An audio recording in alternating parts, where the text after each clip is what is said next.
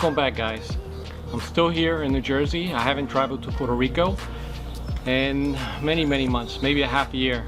And the reason I don't go to Puerto Rico is because I'm afraid that if I go and catch the virus, obviously I will probably transfer that to a family member, and that's one thing I don't want to do. So for the time being, I think I'm gonna stay put until a cure or a vaccine is found. The last thing I want to do, as I said earlier, is to infect someone in the family, particularly my father. He's 77 years old, and he is right now obviously a big concern. He's healthy, by the way. The whole family is healthy in Puerto Rico. Hopefully no one will catch it. But you know, if I decide to travel to Puerto Rico, I will probably, if I could, catch it at one of the airports or even on a plane. So I don't think I want to take that risk. So for the time being, I'm just gonna do videos around the house. And for the last week, I've been creating this particular video you guys are about to watch. So enjoy. Okay, so I'm gonna harvest this for a second time. My wife is gonna make a smoothie, and she's gonna include the kale, spinach, and Swiss chard.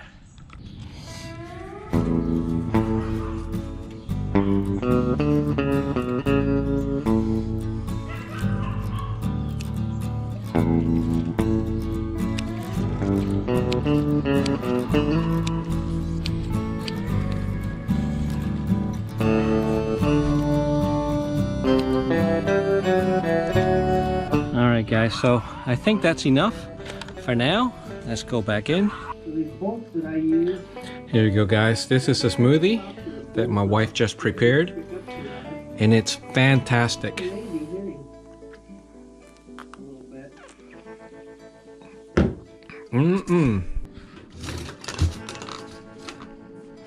María, tráeme un papel de toilet.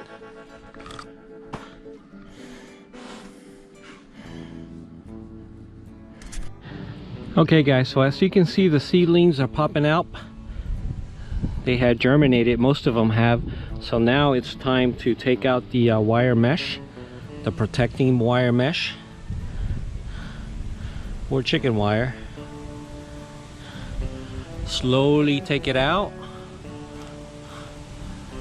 There we go. Now later today, I'm gonna thin the ones that I don't need. Like over there, for example, there's like 5 little plants, and I probably just need 2 here. So yeah, I'm gonna go ahead and thin them out right now because there's too many.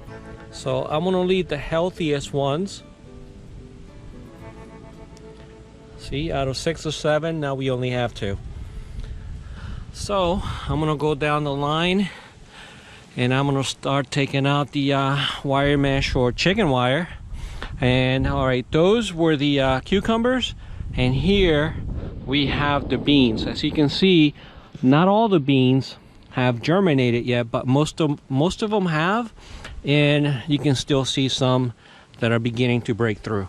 So yeah, let me go ahead and continue taking this chicken wire out.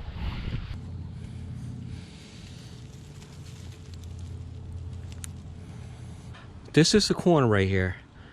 You notice that right there? That's a corn plant. I recognize them.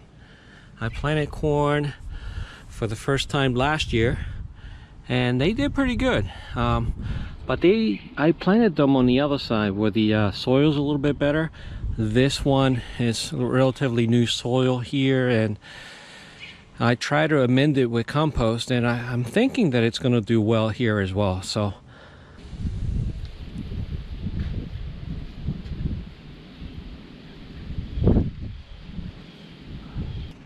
and then what I'll do later on during the week, as the plants grow, then I'll fill in with a little bit more of this mulch, which I have plenty of. And again, here they are. That's one right there. That's a weed, and there's another corn plant all the way down the line. Can anyone tell what kind of a bird this is?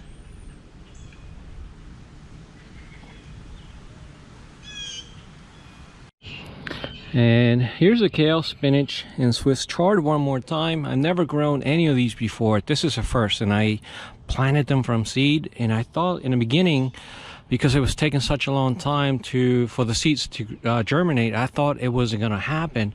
But look how big and healthy they are now.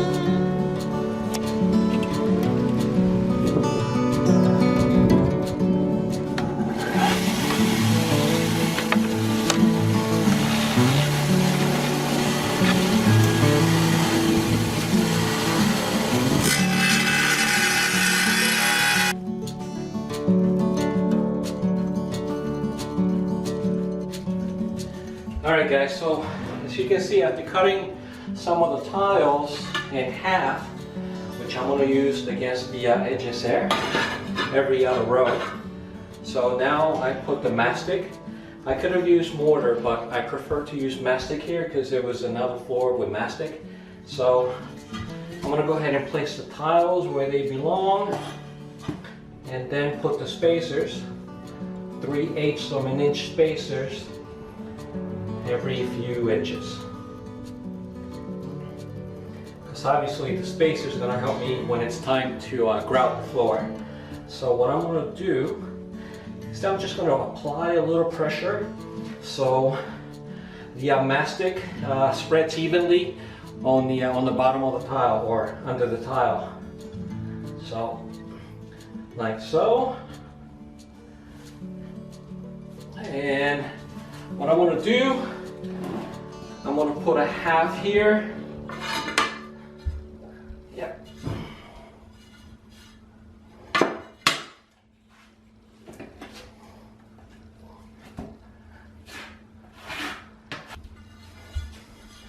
So I've been doing tiles for a long time. I've been doing tiles maybe for approximately 30 years, off and on, for myself, for my home, or for my homes, because this is the third house I live in. So yeah, it just makes the floor look so much better, so much nicer. And these floors will last forever.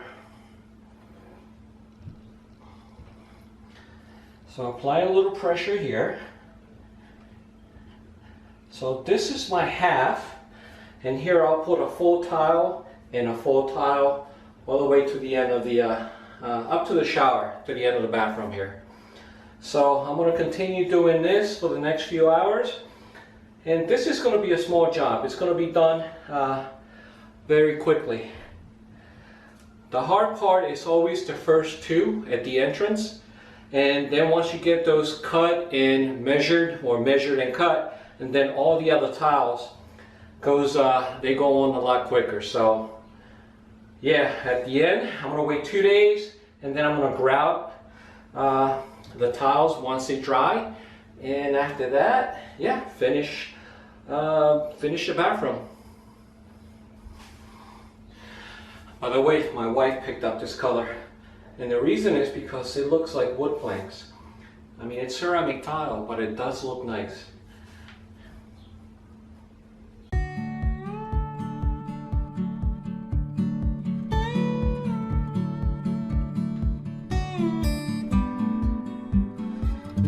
Alright guys, so in the old days, I'm talking 25, 30 years ago, I used this tile cutter, which is still in great working condition.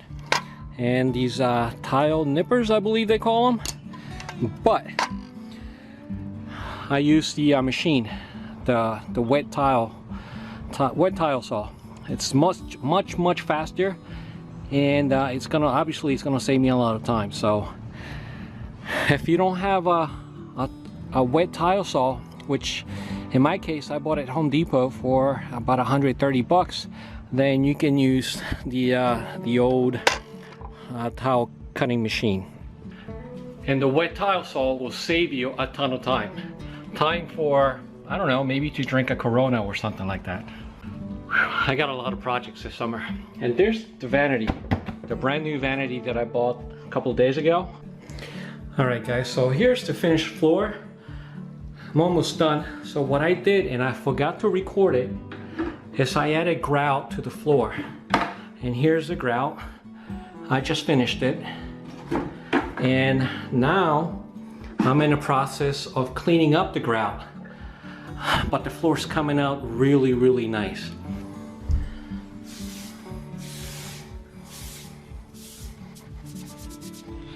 Good morning guys. So I'm not working today. It's 5:45 in the morning, and most days I get up super early. I have my cup of coffee, and what I'm going to do is I'm going to go check around, check for all my plants.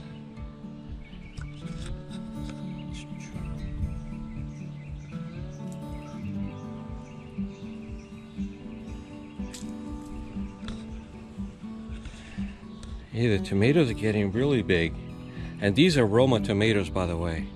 And I have cages. I don't know if you can see it all the way over there, but I have cages for them. And the peppers are coming out too. These are kind of like bell peppers.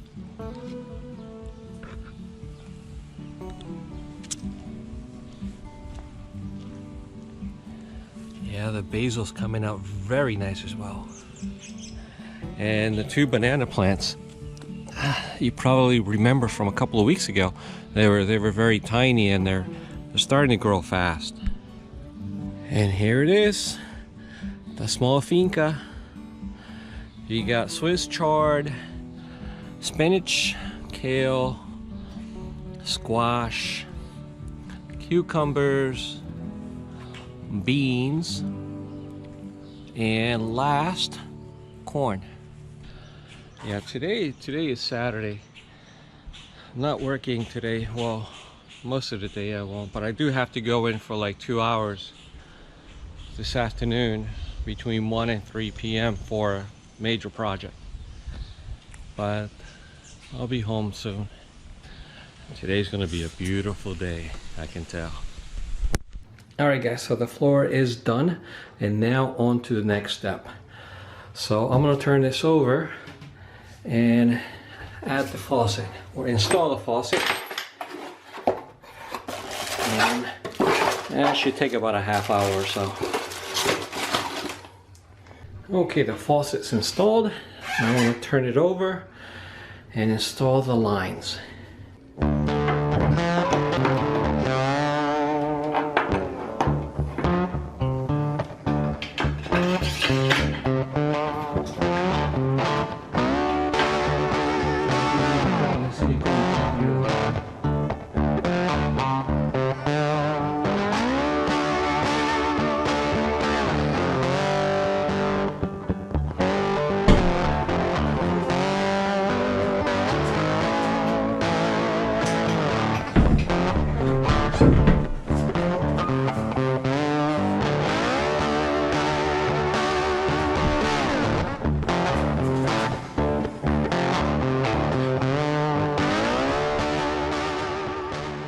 Alright guys, so I'm on my way to buy a little bit of cerveza for Father's Day.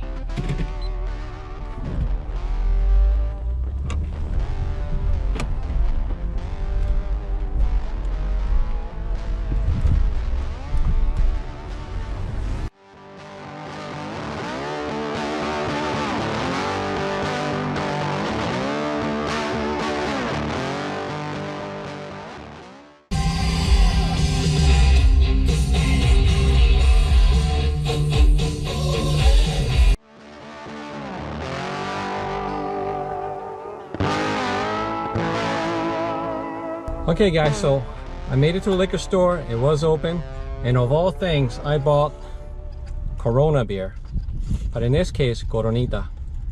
And I also got my wife some dark beer. The reason is because she's gonna make Peruvian chicken. Peruvian chicken requires 1 bottle of a very, very dark beer. And I bought, what was it? Guinness Stout. So, because it's Father's Day, yeah, we can get away with it. So here's the bathroom, guys. The sink is done. I finished it about an hour ago. I connected the water. Everything's working fine. And the only thing I have done, or the only thing I need that I have left, is a toilet. That's going in sometime tonight. The mirror is up as well. The lights, everything's working just fine. Oh, and by the way, happy Father's Day and salud.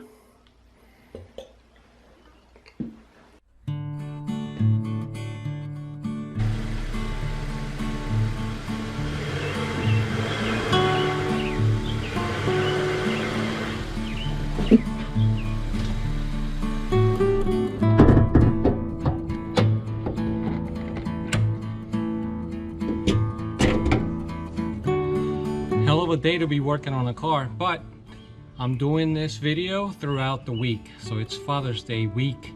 It's not just one day. So once I change the oil to this car, it's gonna last me about 8 to 10,000 miles because it's a fully synthetic oil, and the recommendation is to change it every 10,000 miles, but sometimes I'll change it at 8 or 9 or what have you.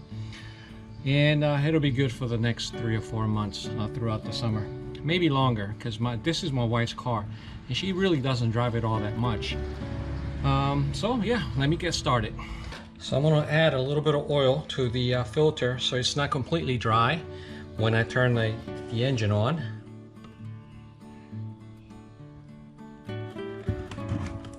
Just a little bit, and take some of this oil and spread it around this rubber ring. There we go, I'm ready. Okay, what I'm gonna do now is I'm gonna loosen up the oil filler cap. Set it right here. And I have this plastic bag that I'm gonna push under the car, right to about there. And this is how I'm gonna collect the oil.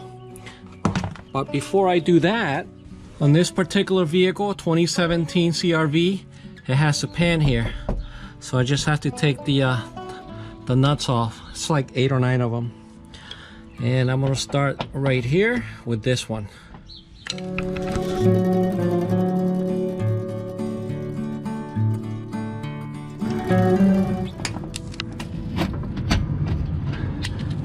These are more like clips.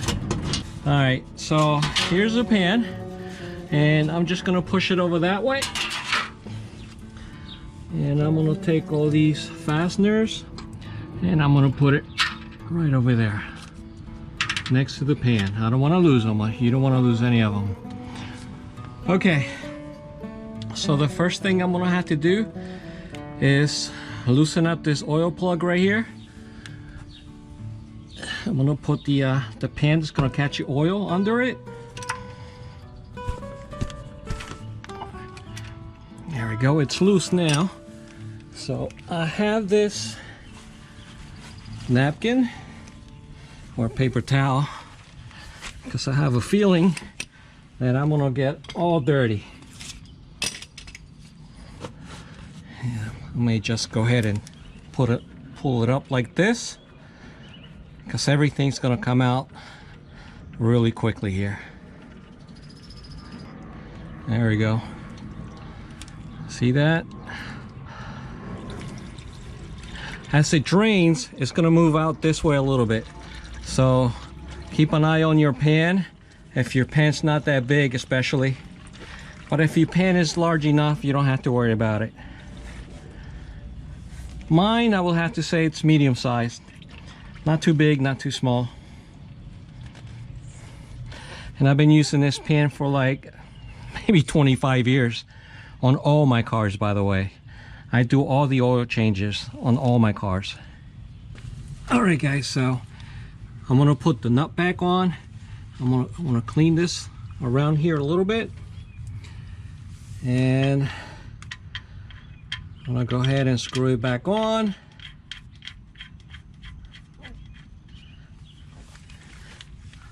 Clean the oil around it once more, and then tighten up just a little bit.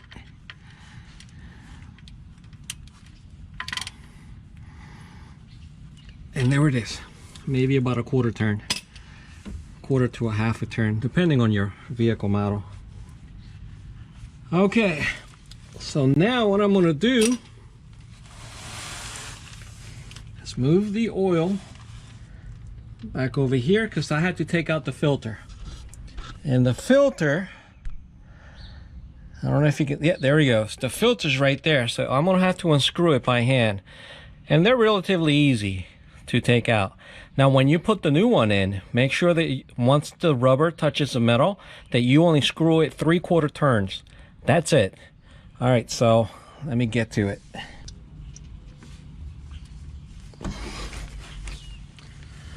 There we go. I can feel it. It may be a little bit of a mess here. In a couple of seconds, yep, there we go. I'm gonna let it drain just a bit, and once it stops, I'm gonna pull it the rest of the way. I'm gonna pull it and dump the rest of the oil into the pan. And there it is. That's why I carry paper towels, always. And then I'm just gonna clean up around the engine with a paper towel and put the new filter in. All right, guys, so this is a new filter. It's the same size as the old one. Now this is a regular car oil filter, and this is made for synthetic vehicles, but I don't think it really matters as long as you change your oil on regular intervals. I put this one in about 8,000 miles ago, and it's you know, it's working just fine. So I'm gonna put this old one here in the box, close it up and throw it away, and put the new one in. All right, so I'm gonna, before I do that, I'm gonna clean around the engine block here a little bit, and around the oil filter spot here. I just don't want any oil dripping into my driveway once I'm done here. But yeah, there's not a whole lot to clean in this car. On my Acura, it makes a bigger mess. But this one, yes, this one is relatively easy. All right, so I'm gonna go ahead and start the filter. Oh, by the way, like I said earlier, I want this rubber part to touch the metal up here. And once that happens, I'm only gonna tighten it 3/4 turns. All right, there he goes. I've done this hundreds of times, by the way. All right, so the metal's touching. Now 3/4 turns. There we go. That's it. It'll be there for another, I don't know. I said earlier a couple of months, but I have a feeling it's gonna be about a year before my wife puts another 8 to 10,000 miles on this vehicle. All right, so that's that. The bolt is tightened. Now what we're gonna do is put some oil in. All right, I'm gonna put an oil spout here, and I'm gonna start adding oil, but I'm not gonna add all of it, not yet. Tell you why in a second. Okay, first thing is that you have to make sure that there are no oil leaks down here. So there's nothing leaking in there, nothing leaking through the filter, obviously, because they're tight now. I put most of the oil in, but not all of it, because I want to make sure that I take the vehicle off the ramps. The car has to be level before I make my last oil check. So what I'm going to do now is I'm going to make sure that some oil is registering here on the oil dipstick. Yep, and there it is. It is registering. So what I'm going to do, I'm going to put it back on. and I'm gonna add a little oil after I put it back on the ground. Okay, but before I do that, I need to put the pan back on. So I'm gonna pull out the oil, get rid of it, clean up a little bit, put the pan back on, and pull the car back.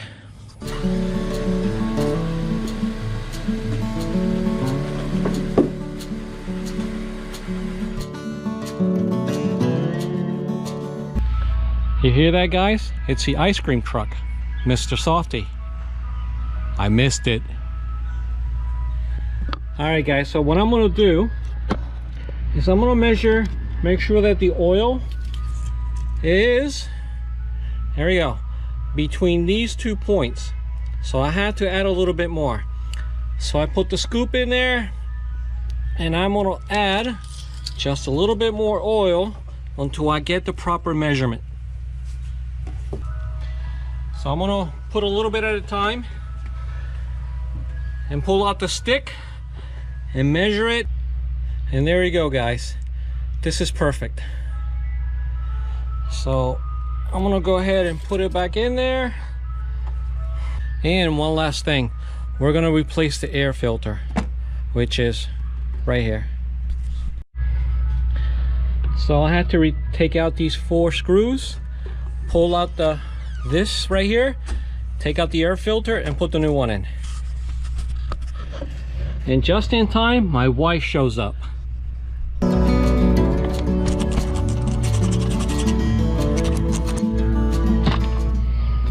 right, here's the old filter. Yeah, it's a little dirty on the edges. I don't know if you can see that. Yep, you can see it. And here's a new one.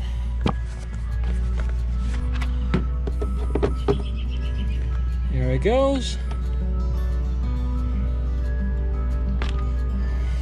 I'm gonna put this back on.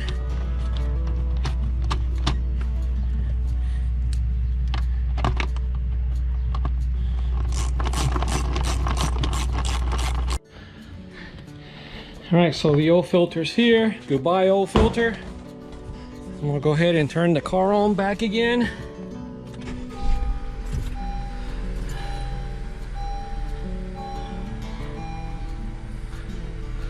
Perfect. And I'm also gonna keep track of when I change the oil.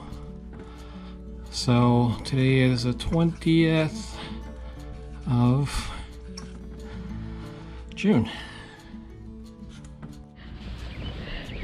And I also keep a log in the book of when I change the oil, filters, air filter, etc. So it's good to have it in both places, in the garage and here in the car as well. Alright, so the job is done. I don't have to worry about this car here for a very long while. So yeah, if my wife catches me drinking now, she's gonna have a conniption. So before she comes out, salud. And I can't recall if I did say it, but happy Father's Day to all the fathers out there.